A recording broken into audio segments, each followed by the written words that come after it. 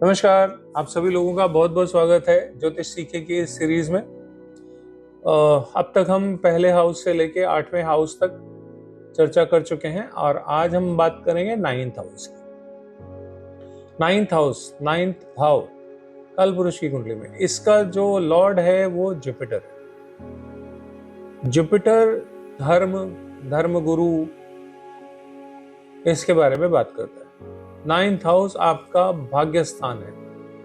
आप अपने भाग्य में क्या लिखा के लाए हो, पिछले जन्म के कर्मों के फलों में आपका हाउस 9th हाउस क्या लिखवा के लाया है, वो आपको 9th हाउस की डेफिनेशन से पता लग जाएगा, या उसमें जो प्लैनेट्स बैठे हैं या जो भी इक्वेशंस हैं वहां पे, उनसे आप समझ सकते हैं। ये आपकी किस्मत का घर है। जैसा 9th हाउस होगा वैसी ही किस्मत होगी, या वैसे ही आपकी किस्मत बनेगी।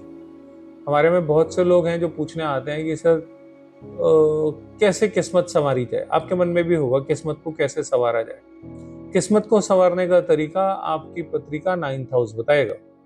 जैसा 9th हाउस है, अगर वैसा व्यवहार, आचरण या आपका जो फॉलोअर है, जो भी फॉलो आप कर रहे हो वो आप करोगे 9th हाउस के अकॉर्डिंग, तब जाके कहीं आपका भाग्य बनेगा। वास्तु में 9th हाउस बहुत इंपॉर्टेंट है।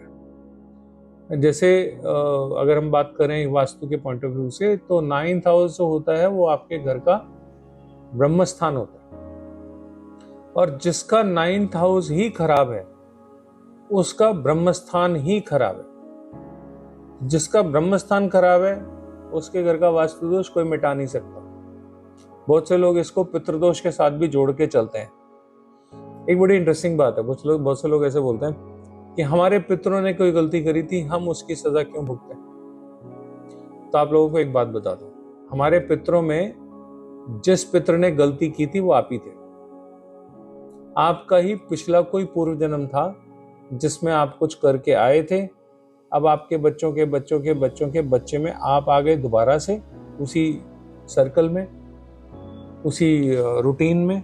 तो ये जो कर्म है आपके ना, ये आपके पितरों के दोष नहीं है, ये आप ही का दोष है जब आप अपने पितर थे और वहीं पे आप कुछ गड़बड़ करके आए थे, तो इस जन्म में आपको पितृदोष भुगतना पड़ेगा। तो पितृदोष जो है एक बहुत ही सेंसिटिव टॉपिक है जो भाग्य को बनने नहीं देता। खराब भाग्य पितृदोष का कारण है, या पितृदोष की वजह से भाग्य खराब होता है। 9th हाउस आपकी लंबी यात्राओं का है।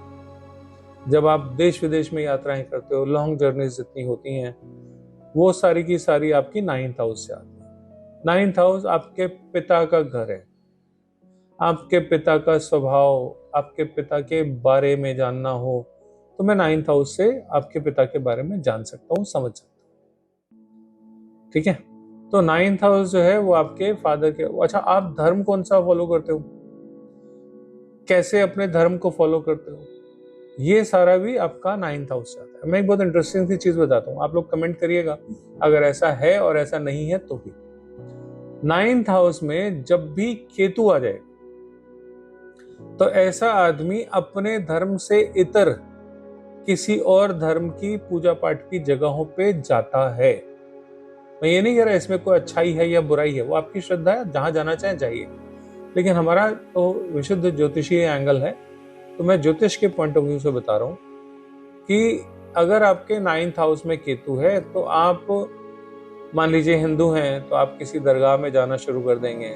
आप मान लीजिए मुस्लिम हैं तो आप किसी दूसरे धर्म की जगहों पे जाना या उनकी बातों को सुनना, फॉलो करना आप शुरू कर देंगे, या ऐसा कुछ भी हो सकता है। कुछ कुछ ऐसा जरूर होगा, ठीक है। या आप विदेश में धार्मिक यात्राएं कर सकते हैं, लंबी यात्रा है ना, और वहां पे केतु बैठा है, तो आप क्या करोगे। आप हमारे बहुत सारे गुरुद्वारे हैं जो पाकिस्तान में, तो वहां जाके मत्था टेक के आओगे। दूसरे देशों में जो हमारे धार्मिक स्थान है, आपकी वहां पे तीर्थ यात्रा का मन करेगा। 9th हाउस आपके जन्म में, आपके घर में, पत्री में तीर्थ यात्राओं के बारे में भी बताता है, क्योंकि यात्रा का घर है, लंबी यात्रा का, और बृहस्पति का स्थान है। तो लंबी तीर्थ यात्राएं वो भी आपके 9th हाउस से होती है। ठीक है, 9th हाउस के लिए इतना ही। मिलते हैं अगले एपिसोड में, बात करेंगे 10वें की। तब तक के लिए राम राम।